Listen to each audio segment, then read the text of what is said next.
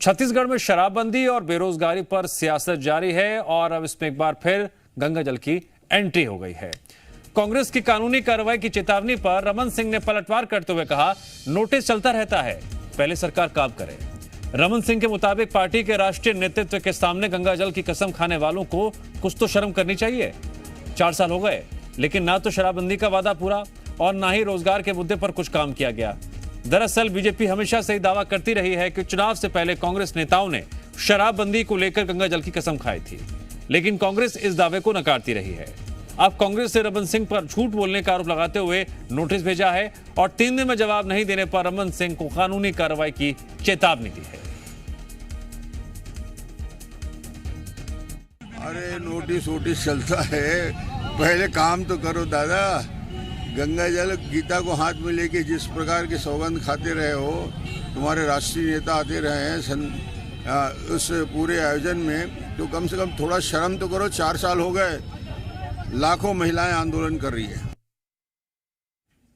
पूर्व सीएम रमन सिंह के गंगाजल की कसम खाने वाले बयान पर कांग्रेस ने पलटवार किया। छत्तीसगढ़ कांग्रेस मीडिया विभाग के प्रभारी सुशील आनंद शुक्ला ने रमन सिंह पर झूठ बोलने का आरोप लगाया और कहा कि वो धर्मद्रोही हैं। कल रमन सिंह ने कहा था, कांग्रेस ने जन घोषणा पत्र के सभी वादों के लिए गंगाजल की कसम खाई थी। जन घोषणा पत्र मुख्यमंत्री जी और जन घोषणा पत्र को बनाने वाले टीएस सिंहदेव एक बार पढ़ लें। जो वादा जनता के बीच सार्वजनिक रूप से सभाओं में किया था, घोषणा पत्र में किया था, अब एक एक करके वो गंगाजल गीता को नकार रहे हैं। गंगाजल का इतना भय हो गया कि अब उनको लगता है कि गंगाजल लेके हमने कसम खाई थी और उसका क्रियान्वयन नहीं होगा तो निश्चित रूप से दुष्परिणाम तो भोग। वादन किया था। रमन सिंह को हम चैलेंज करते हैं, उनमें साहस है तो अपने पुत्र अभिषेक सिंह के सिर पे हाथ रख के गंगाजल की कसम खाएं कि कांग्रेस ने अपने जन घोषणा पत्र के सारे वादों के लिए कसम खाई थी। जिस उम्र में सनातन धर्म में लोग तीर्थ यात्रा करते हैं, उस उम्र में डॉक्टर रमन सिंह जी गंगाजल के नाम पे झूठ यात्रा निकाल के गंगाजल सम्मान यात्रा निकाल रहे हैं। ये भारतीय जनता पार्टी का असली चरित्र है। और इस खबर पर और अधिक जानकारी देने के लिए जुड़ रहे हैं हमारे साथ रायपुर से लाइव सत्यप्रकाश। सत्यप्रकाश, छत्तीसगढ़ के सियासी गलियारों में माहौल में गर्माहट तो देखने को मिल ही रही थी और अब ये कसम वाले बयान की, कसम वाले वादे की एंट्री हो गई है। क्यों ना कहा जाए कि 2023 से पहले का ये ट्रेलर देखने को मिल रहा है जहां आक्रामकता अपनी बुलंदी पर है। देखिए, कसम वाली सियासत निश्चित तौर पर शुरू हो चुकी है छत्तीसगढ़ में। पिछले दिनों में हमने देखा है कि कई सारे ऐसे बयान जो बीजेपी के वरिष्ठ नेताओं ने दिए हैं, जिनमें पूर्व सीएम डॉक्टर रमन सिंह भी शामिल हैं, उन बयानों में अलग अलग वादों के, मतलब कि 2018 के विधानसभा चुनाव के वक्त जो घोषणा पत्र कांग्रेस पार्टी ने तैयार किया था, उसके लिए जो प्रेस कॉन्फ्रेंस अलग अलग लिए गए थे, तो कांग्रेस के उस घोषणा पत्र में जो वादे किए गए थे, उन तमाम वादों को लेकर ये बयान बीजेपी के नेताओं के द्वारा, जिसमें पूर्व सीएम डॉक्टर रमन सिंह भी हैं, ये कि चाहे शराबबंदी की बात हो या बेरोजगारी भत्ते की बात हो, गंगा जल की कसम लेकर कांग्रेस पार्टी ने प्रदेश की जनता से किया था। लेकिन कांग्रेस पार्टी जो है इसका खंडन करती रही। अब तब जबकि महासमुंद से बीजेपी ने गंगाजल कलश यात्रा सम्मान यात्रा निकाला और उस दौरान भी पूर्व सीएम डॉक्टर रमन सिंह का बयान सामने आया। उसके बाद कांग्रेस पार्टी की ओर से प्रेस कॉन्फ्रेंस की गई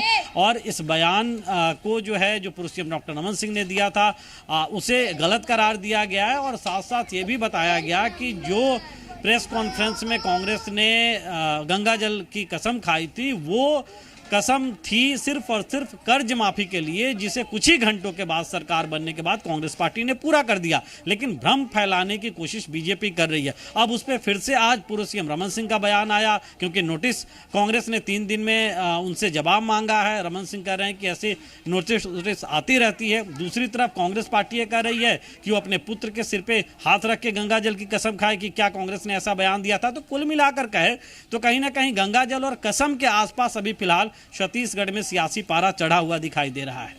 ठीक है सत्यप्रकाश, शराबबंदी का मुद्दा और रोजगार का मुद्दा, जैसे कि हम पहले भी कई बार इस मुद्दे को लेकर ये सवाल करते रहे हैं कि क्या 2023 के विधानसभा चुनाव में बीजेपी इन दो मुद्दों को दूरी बनाकर ही कांग्रेस पर हमलावर रहेगी, क्योंकि कांग्रेस लगातार ये कहती आई है कि 90% जो वादे हैं घोषणा पत्र के हमने पूरे किए हैं, और वहीं बीजेपी लगातार सरकार पर वादा खिलाफी का आरोप लगा रही है।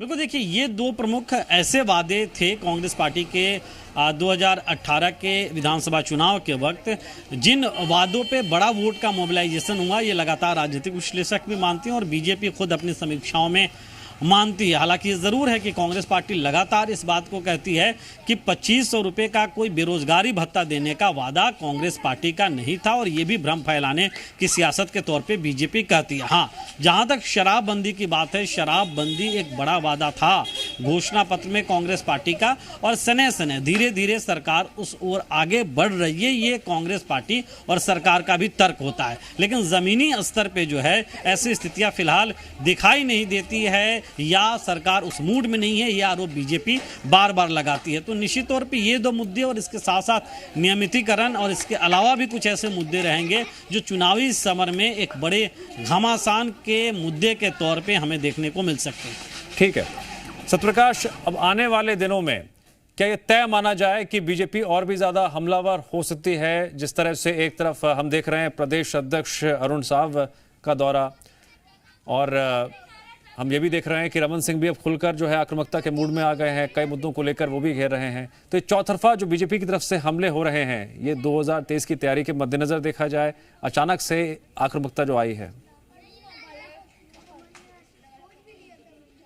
देखिए लगातार जो है वो विपक्ष के नाते बीजेपी पे ये तंज कांग्रेस भी कसती रही पिछले दिनों में, और लगातार इस सवाल भी उठता रहा कि 15 साल की सत्ता जाने के बाद बीजेपी में वो तेवर नहीं है जो तेवर विपक्ष के नाते एक विपक्षी दल में रहने चाहिए। लेकिन उसके बाद बीजेपी में बड़े बदलाव हुए, पूरी प्रदेश बॉडी लगभग अगर हम शीर्ष नेतृत्व की बात करें तो वो बदल गई है पिछले दिनों में, और उसके बाद से ही बीजेपी एग्रेसिव मोड में कहीं ना कहीं नजर आ रही है, ऐसा कहा जा सकता है।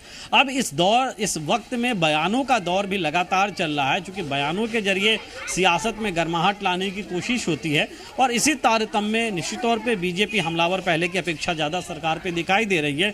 लेकिन कांग्रेस पार्टी की ओर से भी उन हमलों का उसी अंदाज में जवाब भी मिलता हुआ कहीं ना कहीं दिखाई दे रहा है, और इसीलिए छत्तीसगढ़ की सियासत का पारा अभी बैलेंसिंग मोड में बढ़ा हुआ दिखाई दे रहा है। ठीक है, बैलेंसिंग मोड में देखने को मिल रहा है। अब देखने वाली बात होगी आने वाले दिनों में सियासी बैलेंस किस तरह से सामने आता है, कौन ज्यादा आक्रामक होता है और क्या वार पलटवार होता है। बहरा सत्यप्रकाश, जानकारी के लिए आपका शुक्रिया। खबरों में बने रहने के लिए आप हमारे फेसबुक, ट्विटर और इंस्टाग्राम पेज को फॉलो कर सकते हैं। लेटेस्ट अपडेट के लिए आप हमारे यूट्यूब पेज को सब्सक्राइब भी कर सकते हैं, और हाँ, बेल आइकन पर क्लिक करना ना भूलें।